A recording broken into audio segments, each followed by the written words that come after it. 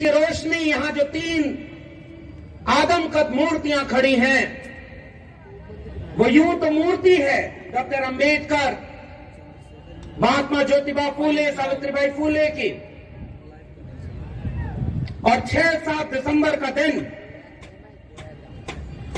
जिस दिन डॉक्टर अंबेडकर को वो लोग भी मजबूरी में ही सही याद करते हैं जो अपने दिल में गोट से गोलवलकर और हेडगवार को रखते हैं। आप अपने पुरखों के उस कद को महसूस करिए जिन्हें पहले नजरअंदाज किया गया। मुल्क की आजादी के बाद उन पर किताबें नहीं छापी गई, इस देश में उन पर कुछ पढ़ने के लिए किताबें नहीं मिली, विश्वविद्यालयों में शोध नहीं हुआ। गोया बात नहीं करेंगे तो डॉक्टर अंबेडकर खत्म हो जाएंगे, फूले खत्म हो जाएंगे, बिरसा मुंडा का नाम लेने वाला कोई नहीं होगा। मगर आज मैं इस बात को पूरी जिम्मेदारी से कहना चाहता हूं कि इस मुल्क के किसी भी कोने में हक हुकूक के लिए कोई भी आवाज अगर उठती है तो उन आवाजों में प्रेरणा स्रोत के रूप में भारत के संविधान के साथ बिरसा, फूले, अंबेडकर और पेरियार एक नजीर, एक उदाहरण बनकर के हमारे सामने है। मिटाने वाले मिट गए और आज उम्मीदों का नया सूरज हमारे सामने। ये बात बिल्कुल ठीक है कि जितनी आबादी हमारी है, जितना हक मौका हमारे पास है, उससे तो इस मुल्क के हुक्मरान, इस मुल्क के वंचित शोषित कमेरा लोगों को होना चाहिए था। लेकिन अफसोस, मैं तो दिल्ली विश्वविद्यालय में पढ़ाने वाला एक ठेके पर प्रोफेसर हूं। अब इस समय ठेके की बात क्या करना, जब इस समय इस देश में ऐसे लोग प्रधानमंत्री बन जाएं जिन्होंने इस देश को यह भरोसा दिया था कि वो बेच रहे हैं भारत को, मैं चैन से कैसे सो जाऊं, सौगंध मुझे इस मिट्टी की, मैं देश नहीं बिकने दूंगा। और जब वो प्रधानमंत्री बन जाए तो एक एक करके उन सारी चीजों को बेच दिया निजी हाथों में जो इस देश ने 70 साल में कमाया था, जैसे तैसे भी कमाया था। उसे चाय बेचते देश में किसी ने नहीं देखा, मगर देश बेचते इस देश के हर लोग देख रहे हैं, फिर भी ये मुल्क की आवाम खामोश है। मुझे अफसोस है इस मुल्क के लोगों के ऊपर कि उसने धोखा दिया, झूठ बोला। इस देश ने बहुत बुरे प्रधानमंत्री देखे, मगर इतना झूठा प्रधानमंत्री इस देश में कोई नहीं हुआ था। खुलेआम झूठ बोलना, और वही झूठ बोला था उस प्रधानमंत्री ने कि मैं आज इस देश का प्रधानमंत्री तब बन पाया जब बाबा साहब और इनका संविधान था। अरे भाई, अगर तुम बाबा साहब की वजह से प्रधानमंत्री बने तो बाबा साहब के सपनों का भारत बनाते, बिरसा और फूले के सपनों का, पेरियार के सपनों का भारत बनाते। तुम तो जुबान पर डॉक्टर अंबेडकर को रखते हो, बिरसा फूले को, और दिल में गोडसे और गोलवलकर का भारत बना रहे हो। आज जब हम यहां बात कर रहे हैं, इस देश में राज्यसभा में शीतकालीन सत्र शुरू हुआ है और आज ही सदी का सबसे झूठा प्रधानमंत्री संसद में खड़े होकर बोल रहा है यह देश अब अमृत काल की तरफ जा रहा है, एक नया सवेरा है। मैं उससे यहां रामलीला मैदान से यह सवाल करता हूं, किस बात का सवेरा और किस बात का अमृत काल? क्या इस मुल्क को इस बात के लिए विचार नहीं करना होगा कि आजादी के 75 साल बाद जब तुमने इस देश के लोगों को गुमराह करने के लिए हर हाथ तिरंगा, हर घर तिरंगा, 2022 तक सबको घर दे देंगे, तमाम तरह के झूठे वादे किए, बुलेट ट्रेन चलाएंगे, 2 करोड़ रोजगार देंगे, 15 लाख रुपए देंगे, हवाई चप्पल वाले को हवाई जहाज में उड़ाएंगे, और ऐसा करते करते उस बेचने वाले ने सबसे पहले सपनों को बेचा और उसके बाद एक एक करके आपके हक अधिकार की जगहों को बेच दिया। तो किस बात के तुम प्रधानमंत्री और कौन सा ये नया भारत है? मेरा सवाल ये है। हम ही को दरिया पे जाने से रोकने वाले हमसे ही पानी का हिसाब मांगते हैं। आज तक तो कभी आपने इन तालीमी इदारों में देश के विश्वविद्यालयों में बहुजनों को पहले आने से रोका। मैं एक ही विषय पर बात करूंगा कि इस पूरी वंचना में सबसे ज्यादा भूमिका भारत के संविधान के कमजोर किए जाने की कैसे है। और चूंकि विश्वविद्यालय से जुड़ा हूं तो मैं ये बात कह रहा हूं कि विश्वविद्यालयों में सबसे पहले तो हमारे लोगों को आने नहीं दिया। डॉक्टर अंबेडकर हो, फूले हो, पेरियार हो, इन सब ने जो सबसे महत्वपूर्ण लड़ाई लड़ी थी, कलम और किताब की लड़ाई लड़ी थी कि अगर पीढ़ियों को कलम और किताब हाथ में पकड़ाएंगे तो वो केवल अपना मुस्तकबिल ही नहीं, इस मुल्क का मुस्तकबिल बदल कर रख देंगे। आए कुछ लोग विश्वविद्यालयों में, रिजर्वेशन तो 1997 में हायर एजुकेशन में आया, मंडल का दौर आया तो मंडल का विरोध करने वाले इन विश्वविद्यालयों, मीडिया घरानों और देश के बड़े बड़े संस्थानों में बैठे एलीट अपर कास्ट लोग जो अंग्रेजी बोल करके सोचते थे कि भारत एक डेवलपिंग कंट्री है, उन्होंने आपके बच्चों के आरक्षण का विरोध किया था।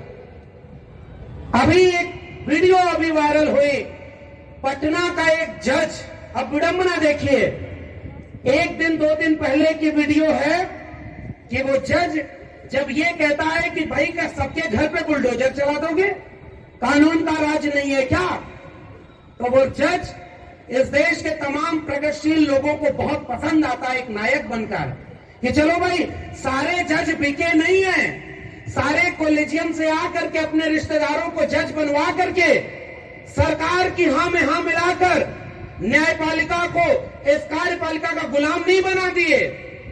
सारे जज राम मंदिर का फैसला आज सुनाए, कल राज्यसभा की शपथ में ऐसे नहीं हो गए। कुछ जज अच्छे भी हैं जो अच्छा फैसला सुना रहे हैं, सबने सर आंखों पर बिठाया। और जब उसी जज की एक वीडियो आई कि एक व्यक्ति जो सामने खड़ा है उसके ऊपर वो पटना हाई कोर्ट का जज कहता है क्या भाई आरक्षण से आए हो क्या, और उसके बाद पूरे कोर्ट परिसर में एक ठहाका लगता है। यह है आजादी के अमृत महोत्सव मनाने वाले मुल्क की हकीकत। अब आप कहते हैं कि भाई हम लोग ये शिकायत करते हैं अपने गांव के लोगों से, कम पढ़े लिखे लोगों से, कि उनको पढ़ने का मौका नहीं मिला तो वो पाखंड में बची हैं, वो कामर्ड हो रहे हैं, वो अंधविश्वास में जी रहे हैं, और जब पढ़ लिख लेंगे तो समझदार बन जाएंगे। इस जज को जो जज बना है, पता नहीं कॉलेजियम से ही बना है, किसी की रिकमेंडेशन से बना होगा, वो इतना पढ़ लिख करके उस ओहदे पर बैठकर जब आरक्षण का मजाक बना सकता है तो कल्पना करिए एम्स से लेकर के देश के बड़े बड़े केंद्रीय विश्वविद्यालयों में आरक्षण पर कितना अपमान जलील हुआ होगा आपके अपने समाज का एक एक शख्स जिसको मेरिट के नाम पर दुत्कारा गया। जब इस देश में करोड़ों रुपए देकर के कोई डॉक्टर बना तो उस पर कोई चुटकुला नहीं बना कि इसने सीट खरीद करके डॉक्टर बन करके पेट में कैंची छोड़ दी हो, लेकिन अगर कोई आरक्षण से डॉक्टर बना तो लोगों ने मजाक बनाया है। अगर किसी ने आरक्षण से नौकरी ली तो इस देश के कुलपति प्रिंसिपल नहीं बनाया गया कि भाई कोटे से आया है, और जब 10% सुदामा आरक्षण आया तो वो सारे चुटकुले बंद हो गए। ये कौन सा देश है भाई। और मेरिट की बात करने वाले, उत्तर प्रदेश में एक वैकेंसी निकली, उस वैकेंसी में शेड्यूल कास्ट की मेरिट जाती है कट ऑफ 35 नंबर और ईडब्ल्यूएस की मेरिट जाती कट ऑफ 3 नंबर। यानी जो मेरिट वाली थे, मुखस से जाए थे ब्राह्मण बाहुर नाम क्षत्रिया, जो मेरिट के नाम पर आरक्षण वालों को गाली देते रहे, जब एक ओपन एग्जाम हुआ और ईडब्ल्यूएस का बैसाखी भीख उन लोगों को मिली तो शेड्यूल कास्ट वाले लोगों से 20 गुना नीचे मेरिट निकली। ऐसे जमूरों ने हमारे लोगों को अपमानित किया है। और इसलिए मैं केवल एक गुजारिश करने आपके बीच में आया हूं, इन नकली लोगों से डरने की जरूरत नहीं है। ये झूठे लोग हैं जो इस देश के 48 केंद्रीय विश्वविद्यालय तो इस समय है। इस देश का प्रधानमंत्री जब चुनाव लड़ने जाता है तो कहता है कि मैं ओबीसी मां का बेटा हूं। ओबीसी लोग मुझे वोट दें, और दे भी रहे होंगे बहुत सारे ओबीसी लोग। मैं तो उससे एक सवाल पूछता हूं, हर मंच से जाकर सवाल पूछता हूं। चलो छोड़ दो, ओबीसी होने के बाद भी हम तो तुमसे उम्मीद भी नहीं करते कि तुम छत्रपति साहू जी, महात्मा ज्योतिबा फूले, सावित्रीबाई फूले और डॉक्टर लोहिया और तमाम लोगों को जानते होगे। हम तो तुमसे उम्मीद भी नहीं करते, क्योंकि मेरे विश्वविद्यालय से पढ़े हो, एंटायर पॉलिटिकल साइंस किए हो और उसकी भी डिग्री तुम्हारी झूठी है, इसलिए हम तुमसे ज्यादा उम्मीद नहीं कर रहे। बन गए प्रधानमंत्री, लेकिन एक बात बताओ, अगर इस मुल्क के किसी भी कोने में जाकर तुम कहते हो कि तुम ओबीसी हो, तो इस देश में प्रधानमंत्री रहते हुए तुमने 8 साल में एक बार भी मंडल कमीशन का अगर नाम लिया हो तो मुझे बताओ, तब मैं मानूंगा कि तुम असली ओबीसी हो। ये गोडसे, गोलवलकर और हेडगवार के वारिस जब मौका मिलता है तो 80% हिंदुओं एक हो जाओ कहते हैं, और जब वोट लेना होता है तो ओबीसी नाम लेते हैं। मंडल कमीशन आया तो मंडल के विरोध में कमंडल लाने वाले लोग कौन थे? मंडल किसके लिए आया था भाई?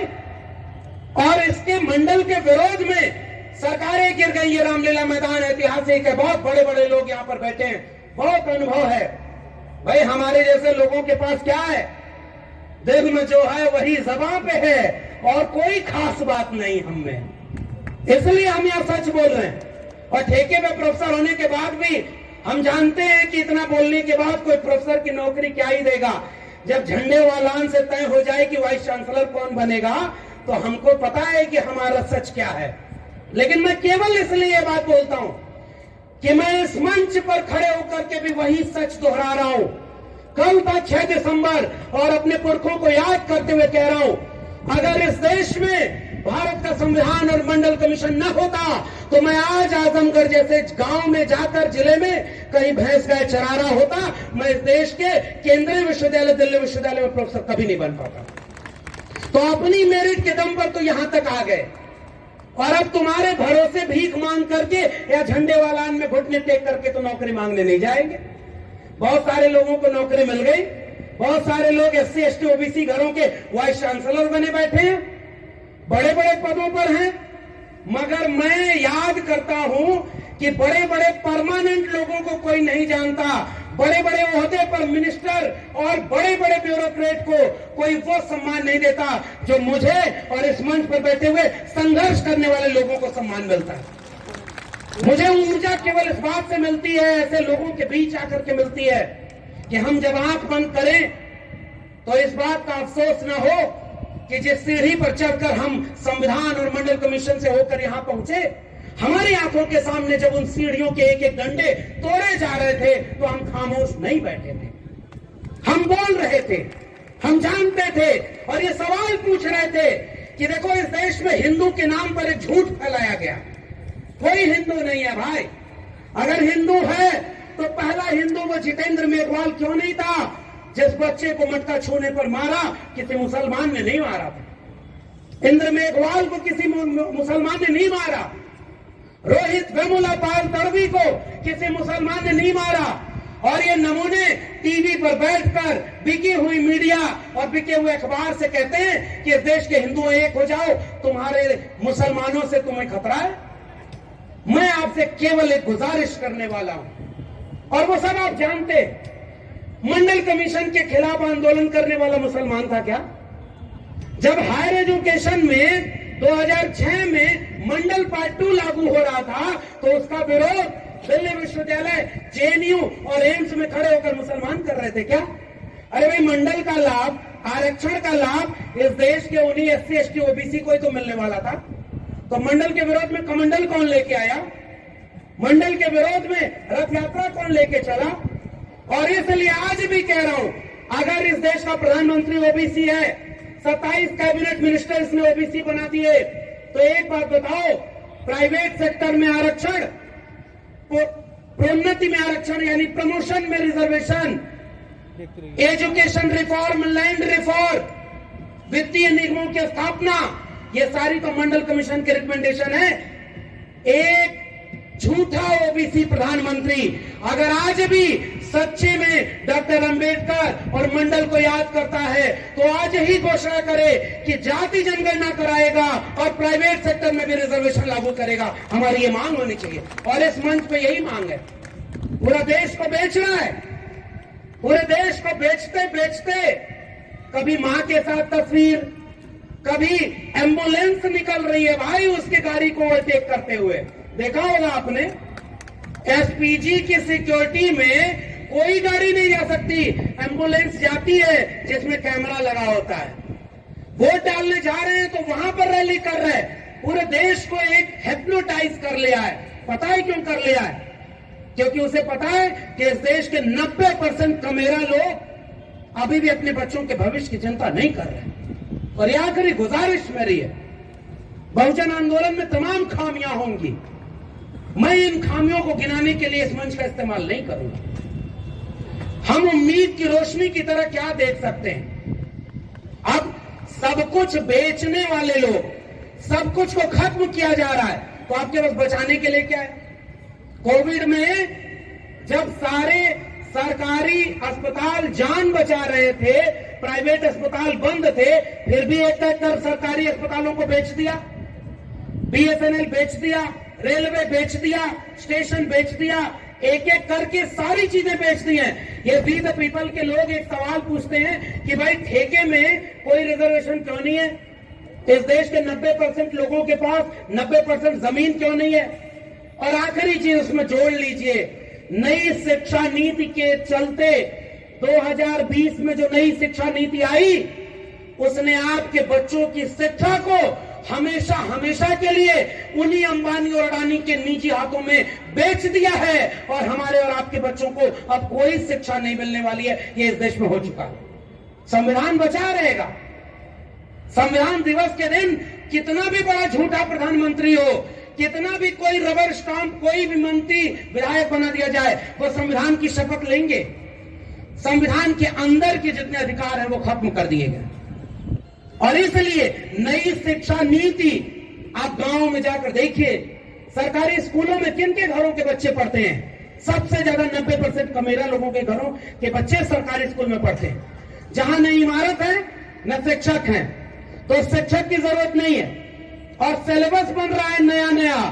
कुछ दिनों बाद आप किताब में पढ़ेंगे जैसे सिनेमा बन रहा है, पता है ना, कुछ टीवी एक्टर, सिनेमा के एक्टर विमल पान मसाला, दाने दाने में केसर का स्वाद, और कभी ना अपने गुटखा खाते हैं ना अपने बच्चों को गुटखा खाते खिलाते हैं और पूरे देश के लोगों को गुटखा खिला रहे हैं, पान मसाला खिला रहे हैं कि नहीं?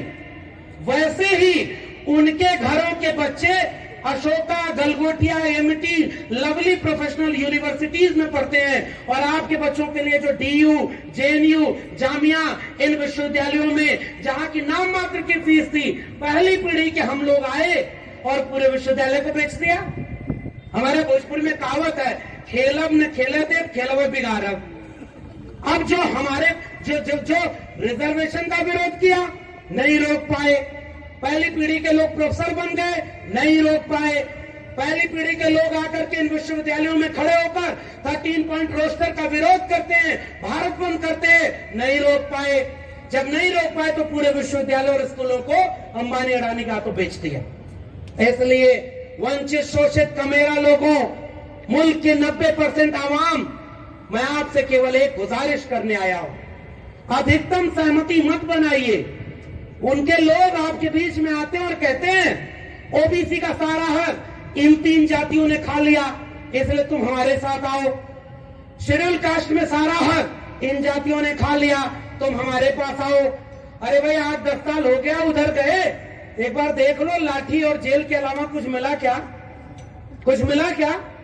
अरे भाई 100 रुपया लीटर पेट्रोल बिकेगा तो केवल मुसलमान खरीदेगा कि उसमें SC ST OBC भी खरीद रहा है?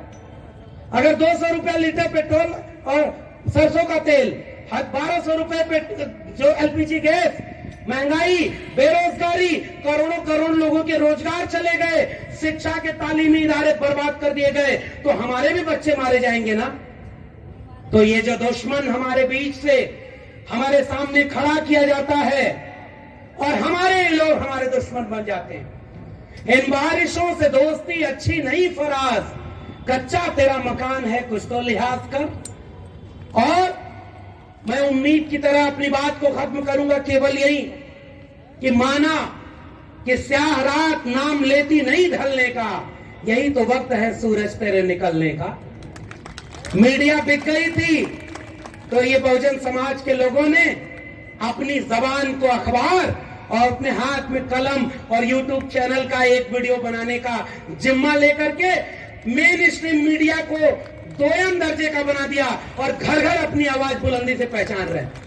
गांव में हम जाते हैं तो लोग हमसे कहते हैं कि साहब आपको सुनते हैं तो बड़ी हिम्मत मिलती है। सच कहें तो हम तो डरे हुए लोग हैं। जब हमारे गांव में कोई व्यक्ति मुझसे कहता है जिसे मैं नहीं जानता कि आपकी वो पाठशाला मैंने सुनी थी, मुझे हिम्मत मिल जाती है कि बाबा साहब के समय तो बड़ी मुश्किल से जनता प्रबुद्ध भारत मूक नायक निकालना पड़ा, बंद हो गए अखबार, फूले साहब का अखबार बंद हो गया, अकेले थे ये लोग, लड़कर हमें यहां तक पहुंचा दिया।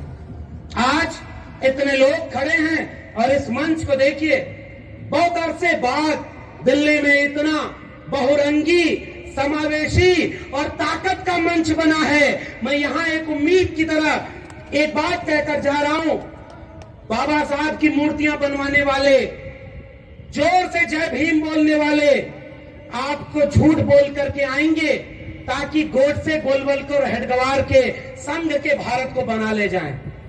उनसे सजग रहिएगा और उनसे एक बात कहिएगा, तो मूर्तियां बना रहे हो डॉक्टर अंबेडकर की, अच्छी बात है।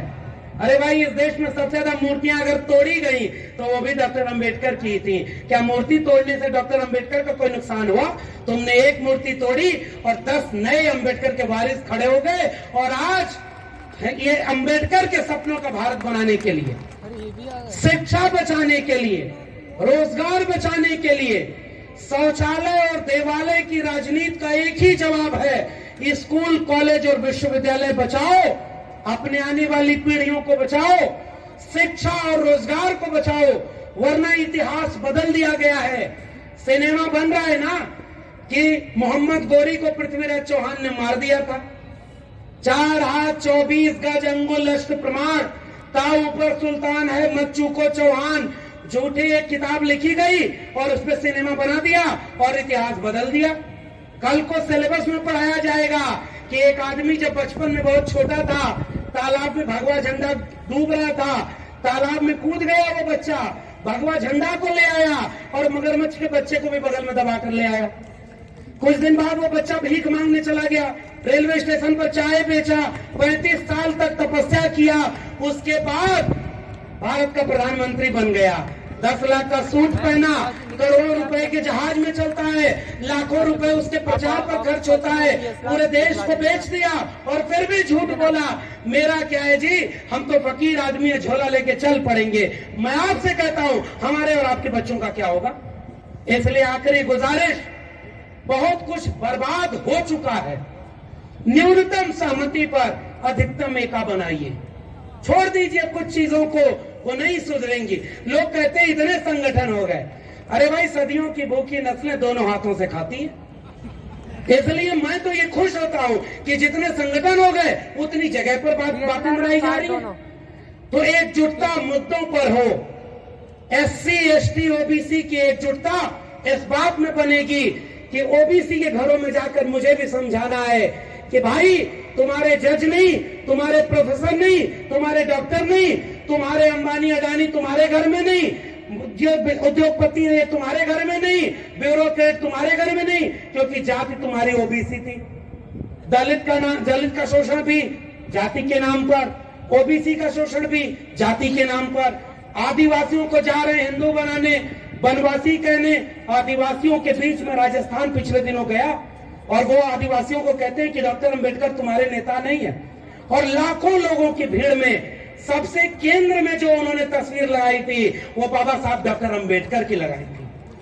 तो ये नफरत के सौदागर हमें तोड़ रहे हैं। हम मोहब्बत के लोग हैं, हमारे पुरखों के हाथ में कलम और किताब थी, हमें भी मोहब्बत से इस देश में नफरत को रोकना है। भारत का संविधान और मंडल कमीशन में जब तक थोड़ी भी असर बाकी रहेगी और एक उम्मीद की तरह से 1-1.5 साल बचा है, कम से कम उतना भारत बचा लीजिए, उतना संविधान बचा लीजिए, उतना मंडल कमीशन की रिपोर्ट बचा लीजिए जितना हमें विरासत में मिला। वरना आने वाली पीढ़ियां जब हमसे पूछेंगी ये सब कुछ हो रहा था तो तुम क्या कर रहे थे, मैं कम से कम सुकून से कह सकूंगा कि बिना अपनी नौकरी की चिंता किए, बिना बुलडोजर की चिंता किए, बिना जेल की चिंता किए, हम कुछ जुनूनी लोगों के साथ कंधे से कंधा मिलाकर इस मुल्क के आईन, इस मुल्क के दस्तूर और इस मुल्क के मंडल कमीशन को बचाने की लड़ाई लड़ रहे थे। बहुत बहुत धन्यवाद। जय भीम, जय मंडल, संविधान जिंदाबाद, उल गुलाम जिंदाबाद, इनकलाब जिंदाबाद।